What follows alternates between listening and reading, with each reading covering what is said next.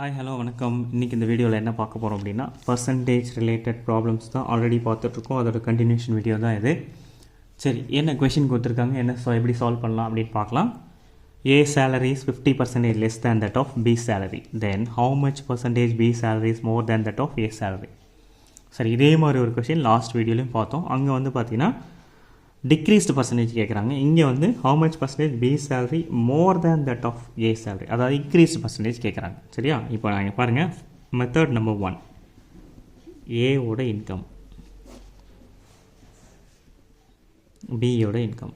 சரி, இப்போ ஃபஸ்ட்டு என்ன சொல்கிறாங்க, A salary is 50% less than that of B salary. இப்போ பியோட சேலரி 100 rupees அப்படின்ட்டா ஏவோட சேலரி இவங்களோட 50% லெஸ். அப்போது 50 போச்சுன்னா 50 rupees இருக்கும். இப்போ இதுக்கும் என்ன டிஃப்ரென்ஸு, 50 rupees.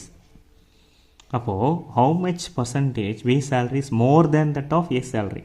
ஓகே, இப்போ ஏவோட இன்கம் வந்து ஏவோட இன்கம்மை விட பியோட இன்கம் வந்து 50 ரூபா அதிகமாக இருக்குது. அப்போ இது வந்து இன் டேர்ம்ஸ் ஆஃப் ருபீஸில் இருக்குது. ஸோ அப்போ எவ்வளோ பர்சன்டேஜ் அதிகமாக இருக்குதுன்னு கேட்குறாங்க. ஓகே, ஸோ இப்போது இங்கே என்ன கண்டுபிடிக்கணும், we are going to find increased percentage. சரி, இன்க்ரீஸ்டு பர்சன்டேஜ் கேட்டாலோ இல்லை டிக்ரீஸ்டு பர்சன்டேஜ் கேட்டாலோ எப்படி கேல்குலேட் பண்ணோன்றது லாஸ்ட் வீடியோவில் நான் சொல்லியிருக்கேன். ஸோ இந்த மாதிரி வந்துன்னா மைனஸ் பண்ணி வர வேல்யூவை நியூமரேட்டரில் போட்டுக்கோங்க. இன்க்ரீஸ்டு பர்சன்டேஜ் அப்படின்னு கேட்டாங்கன்னா இந்த ரெண்டு வேல்யூவில் சின்ன வேல்யூவை கீழே போட்டுக்கோங்க. பர்சன்டேஜ்னு கேட்டாங்கன்னா 100, 0க்கு 0. சரி, இந்த 50க்கு 50 வந்து கேன்சல் ஆகிடும். அப்போ எவ்வளோ பர்சன்டேஜ், ஏவோட இன்கம்மை விட பியோட இன்கம் எத்தனை பர்சன்டேஜ் அதிகமாக இருக்குது, 100% அதிகமாக இருக்குது. ஓகே, சரி, இப்போ இது method number 2.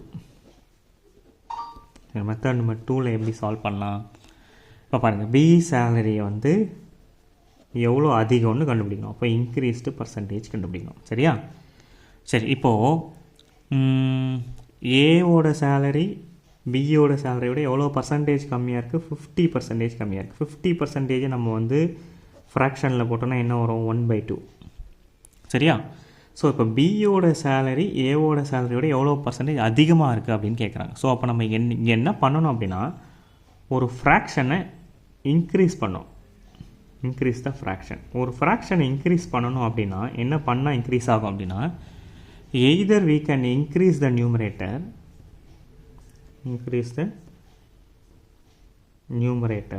or decrease the denominator. இந்த ரெண்டு விஷயத்தில் ஏதாவது ஒன்று பண்ணால் நமக்கு அந்த ஃப்ராக்ஷன் வந்து என்ன ஆகிடும், இன்க்ரீஸ் ஆகிடும். சரி, நம்ம இங்கே போன சம்லேயே பார்த்தோம், நியூமரேட்டரில் கை வைக்க போதில்லை, டினாமினேட்டர் மட்டும் தான் பண்ண போகிறோம். ஸோ டினாமினேட்டர் என்ன பண்ணோம், டிக்ரீஸ் பண்ணோம். இப்போ 1/2.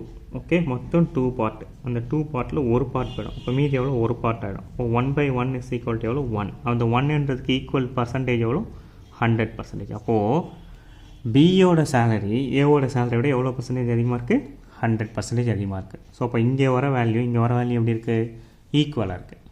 ஓகே, ஸோ இந்த மாதிரி டைப் ஆஃப் கொஷின்ஸை நம்ம இப்படி சால்வ் பண்ணலாம். இது வந்து ரொம்ப ரொம்ப ரொம்ப ஈஸியஸ்ட் மெத்தட், ஷார்ட்கட் மெத்தட். அதாவது குயிக்காக போட்டலாம், மைண்ட் கேல்குலேஷன்லேயே போட்டலாங்க. அந்தளவுக்கு ஈஸியாக இருக்கும். ஓகே, தேங்க்யூ ஃபார் வாட்சிங் வீடியோ. தேங்க்யூ.